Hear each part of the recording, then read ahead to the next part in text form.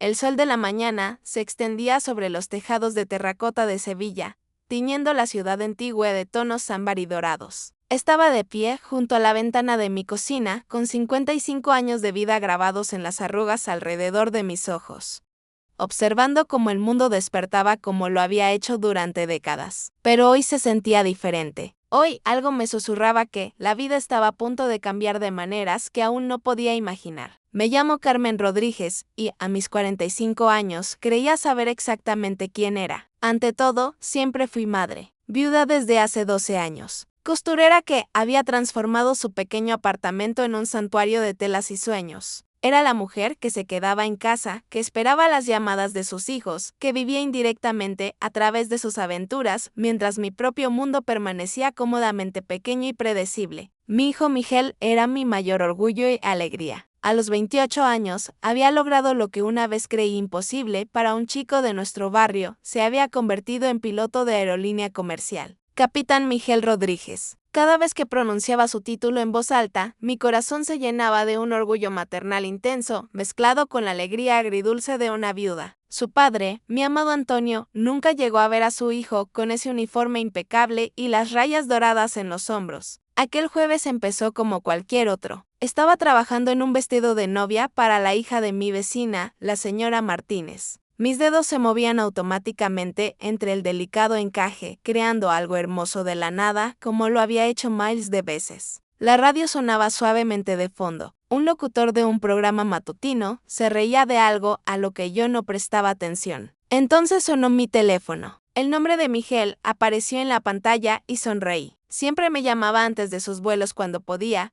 Un ritual que me enternecía el corazón a la vez que me recordaba lo lejos que volaba de nuestro pequeño apartamento. Mamá dijo con esa voz tan familiar, esa mezcla de fuerza y ternura que lo hacía tan parecido a su padre. Estoy a punto de embarcar en mi vuelo a Ámsterdam. Solo quería oír tu voz. Mi amor, respondí, dejando la aguja. Que estés bien ahí arriba. Y no olvides comer algo decente, no solo esos sándwiches de avión. Se rió con esa risa que me sabía de memoria desde que era un bebé. Soy el piloto, mamá, no un pasajero, pero lo intentaré. Te quiero. Yo te amo más, dije, nuestro tradicional final. Imposible, replicó él, y la línea quedó en silencio. Volví a mi costura, tarareando la música de la radio, completamente ajena a que mi vida estaba a punto de dividirse en un antes y un después de ese momento. 2 horas después, mi teléfono volvió a sonar. Era Miguel. Fruncí el ceño. Nunca llamaba 2 veces en un día, y menos durante un vuelo. Sentí un vuelco en el corazón, como una madre, y me preocupé al instante. Miguel, ¿está todo bien? Mamá. Su voz era extraña, tensa por la confusión y algo más que no pude identificar. ¿Dónde estás ahora mismo? ¿Dónde estoy? Mijo, estoy en casa. ¿Dónde más iba a estar? ¿Qué pasa? Hubo una pausa, una larga pausa, llena de estática y el sonido lejano de la cabina de un avión. Eso no es posible. Miguel, me estás asustando. ¿Qué quieres decir con que eso no es posible? Mamá, necesito que me digas la verdad. ¿Estás en casa ahora mismo? ¿En Sevilla? ¿En nuestro apartamento? Claro que sí. Estoy trabajando en el vestido de novia de la hija de la señora Martínez. Miguel, ¿qué ocurre? Otra pausa. Cuando volvió a hablar, su voz era apenas un susurro. Mamá, eso es imposible. No puedes estar en casa porque te estoy viendo ahora mismo. Estás en mi vuelo. A 124A. Estás durmiendo con tu cardigan azul, el de los botones de perla que te regaló papá. El mundo se inclinó. Miguel, eso no es gracioso. No estoy en ningún avión. No he salido de Sevilla en 5 años. Ya lo sabes. Sé lo que sé, mamá, y también sé lo que veo. Estás aquí, en mi vuelo. He pasado junto a ti 3 veces. Incluso revisé la lista de pasajeros, Carmen Rodríguez, asiento 24A, con destino a Ámsterdam. Me empezaron a temblar las manos. Eso es imposible. Eso es lo que no dejo de decir. Su voz se elevó ligeramente, con ese dejo de pánico que solo había mostrado un puñado de veces en su vida. Pero mamá, soy piloto. Sé distinguir la realidad de la ficción. Y la mujer de la 124A podría ser tu gemela. No, no se parece a ti. Es tú misma. Me dejé caer pesadamente en mi viejo sofá. Y el vestido de novia se deslizó de mi regazo al suelo en un susurro de seda y encaje. Mi mente repasó a toda velocidad las posibilidades, cada una más imposible que la anterior. ¿Podría ser que alguien esté usando mi identidad? Pregunté. Revisé su pasaporte mientras dormía. La foto es tuya, mamá. No se parecen. Eres tú. El mismo lunar sobre el labio. La misma cicatriz en la barbilla de cuando te caíste de la bicicleta a los 12 años. Me has contado esa historia cientos de veces. Esta mujer tiene esa cicatriz. Un escalofrío me recorrió el cuerpo a pesar de la cálida mañana sevillana. Miguel, no entiendo qué está pasando. Yo tampoco. Su quedó callado un momento. Mamá, necesito que te quedes al teléfono conmigo. No te vayas. Voy a despertarla. Voy a hablar con ella. Miguel, no tengo que hacerlo. Necesito entender esto. Oí movimiento a través del teléfono, pasos, el murmullo de un avión. Luego la voz de Miguel, profesional y amable. Señora, disculpe que la despierte. Soy el capitán Rodríguez. ¿Podría hablar con usted un momento? Una pausa. Luego una voz, mi voz, adormilada y confundida. ¿Pasa algo? ¿El vuelo va bien? Sentía que me ahogaba. El vuelo está bien, dijo Miguel. Solo necesito verificar algunos datos. ¿Podría decirme su nombre? Carmen Rodríguez. ¿Hay algún problema con mi boleto? La voz de Miguel era firme, pero podía oír el temblor bajo ella. No hay problema. ¿Y de dónde vienes? Desde Sevilla. Voy a Ámsterdam a ver a mi hija. Va a tener un bebé, mi primer nieto. El teléfono casi se me resbala de las manos. No tenía ninguna hija. Miguel era mi único hijo. Ya veo, dijo Miguel con cautela. ¿Y tiene usted otros hijos, señora Rodríguez? Solo mi hija, Elena. Bueno, tuve un hijo, pero... mi voz, se quebró un poco, murió. Hace 12 años. Un accidente de coche. Tenía solo 16 años. No podía respirar. En mi realidad, era Antonio quien había muerto hacía 12 años. En la suya, era un hijo que yo nunca tuve. La voz de Miguel apenas se controlaba. Siento mucho su pérdida. Gracias por su tiempo, señora. Se oyen pasos de nuevo, ahora más rápidos. Mamá, ¿sigues ahí? Estoy aquí, susurré. ¿Qué está pasando? Se parece muchísimo a ti. Su voz es idéntica a la tuya, pero está viviendo una vida completamente diferente. Tiene una hija. Perdió un hijo. Va a ser abuela. Nos sentamos en silencio, conectados por teléfono a través de una distancia imposible, ambos tratando de encontrarle sentido a lo absurdo. Miguel, dije lentamente, mientras una idea se formaba en su mente. ¿Y si ella es yo? Otra yo, de otra vida, otra elección. Eso es imposible, eso es ciencia ficción. También lo es una mujer que es yo, pero que no soy yo, sentada en tu avión. No tuvo respuesta para eso. Durante la siguiente hora, mientras el vuelo de Miguel continuaba hacia Ámsterdam, hablamos en susurros, maravillados. Me ponía al día, luego volvía a sus tareas en la cabina, y después volvía a llamar. Cada vez compartía un nuevo detalle sobre esa otra Carmen Rodríguez. Era maestra jubilada. Nunca aprendió a coser. Vivía en Madrid, no en Sevilla. Se volvió a casar después de que su marido, también llamado Antonio, muriera el mismo año que mi Antonio.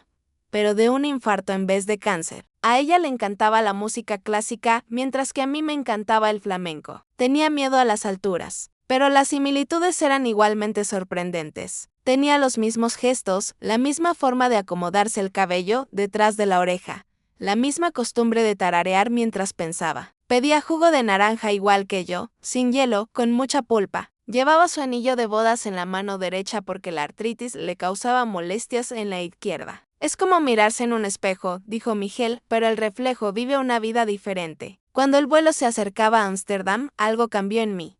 Durante 12 años, había vivido sumida en una burbuja de dolor y cautela. Dejé de viajar tras la muerte de Antonio. Dejé de soñar más allá de mi máquina de coser y mi rutina diaria. Había volcado todas mis aventuras no vividas en Miguel, contenta con escuchar sus historias en lugar de crear las mías. Pero esta otra Carmen de esta gemela imposible había tomado decisiones diferentes. Se había mudado a una nueva ciudad, había vuelto a encontrar el amor. Había viajado para estar con su familia, a pesar de que al parecer le aterrorizaba volar. Miguel, dije, mientras una idea se cristalizaba. No le hables de mí. ¿Qué? ¿Por qué? ¿Por qué? Porque no creo que estuviéramos destinados a encontrarnos. Creo que me está mostrando algo, o la vida, o Dios, o esa fuerza que hace posible lo imposible. Respiré hondo. Me está mostrando quién podría haber sido si hubiera sido más valiente. Mamá, eres la persona más valiente que conozco.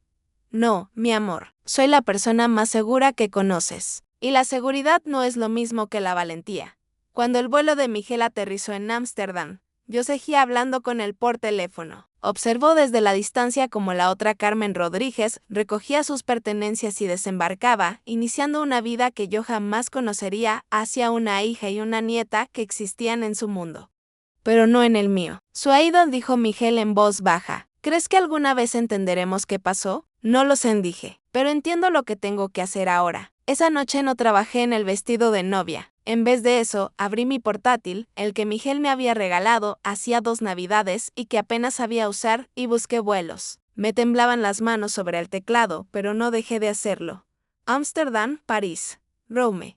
Ciudades con las que había soñado, pero que nunca me atreví a visitar. A la mañana siguiente, llamé a la señora Martínez. Lo siento, le dije, pero necesito posponer lo del vestido. Me voy de viaje. El silencio al otro lado de la línea fue profundo. Luego, Carmen Rodríguez, te conozco desde hace 30 años. Tú no haces viajes. Ahora sí, dije. Cuando llamé a Miguel para decirle que había reservado un vuelo a Ámsterdam en su aerolínea, en su ruta, aunque no en su vuelo específico, se quedó callado durante un largo rato. Mamá, dijo finalmente, ¿esperas volver a verla? No, dije con sinceridad. Espero verme a mí misma, a la persona en la que aún tengo tiempo de convertirme. El día que partí hacia el aeropuerto, me puse mi cardigan azul con botones de perla, no porque la otra Carmen lo hubiera usado, sino porque Antonio me lo había regalado y quería que me acompañara en este primer paso hacia la valentía. En el aeropuerto estaba aterrada. Me temblaban las manos al facturar la maleta. El corazón me latía a 1000 por hora al pasar por seguridad. Al sentarme en mi asiento en el 24A.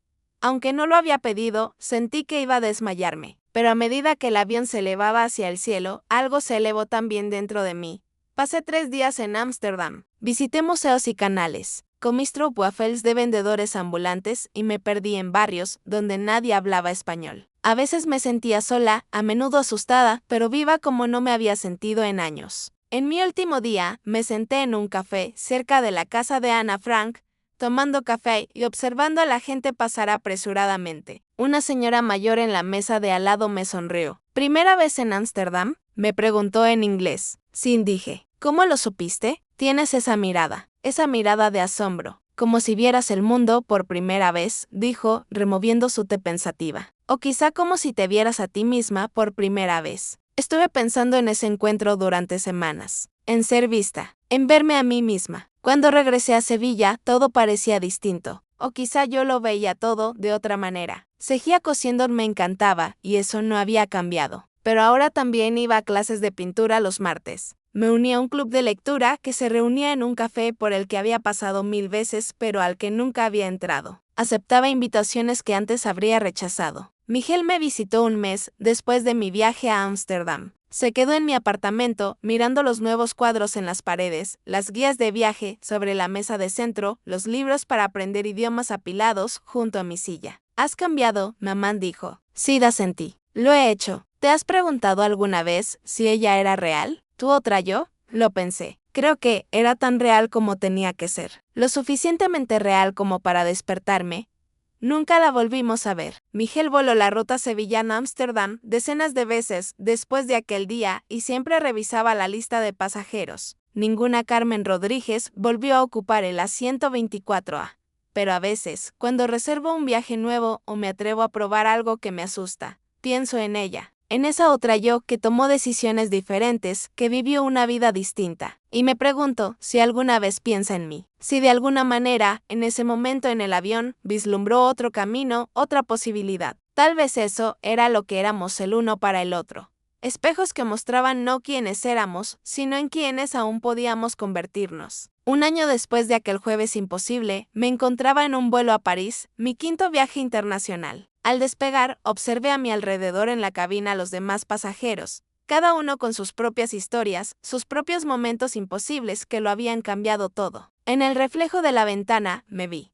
56 años, canas entremezclándose con mi pelo oscuro, arrugas de expresión más profundas que nunca. Y tras mi reflejo, las nubes y el cielo se extendían hasta el infinito. Pensé en la conversación que había desencadenado todo esto. Imposible, había dicho Miguel. Pero aquí estaba yo, volando. A veces, lo imposible no es más que una posibilidad disfrazada. A veces, lo más imposible no es que existan otras versiones de nosotros mismos, viviendo otras vidas. Lo más imposible es que tengamos el poder, en cualquier momento, de convertirnos en una versión diferente de nosotros mismos. De elegir la valentía en lugar de la comodidad. De elegir el asombro en lugar de la rutina. De elegir volar en lugar de quedarnos quietos. Esa otra Carmen Rodríguez, donde quiera que esté en el multiverso, la imaginación o la posibilidad cuántica, me hizo un regalo. Me demostró que no era demasiado tarde, que los 45 o los 55 o los 85 no son un final, sino una puerta. Y cada vez que subo a un avión, cada vez que siento como las ruedas me elevan al despegar de la Tierra, susurro un agradecimiento al espacio imposible entre aquí y allá, entre quien fui y en quien me estoy convirtiendo. Porque Miguel tenía razón ese día. Era imposible, y gracias a Dios por las cosas imposibles. Rever Claude puede cometer errores. Por favor, reváis bien sus respuestas.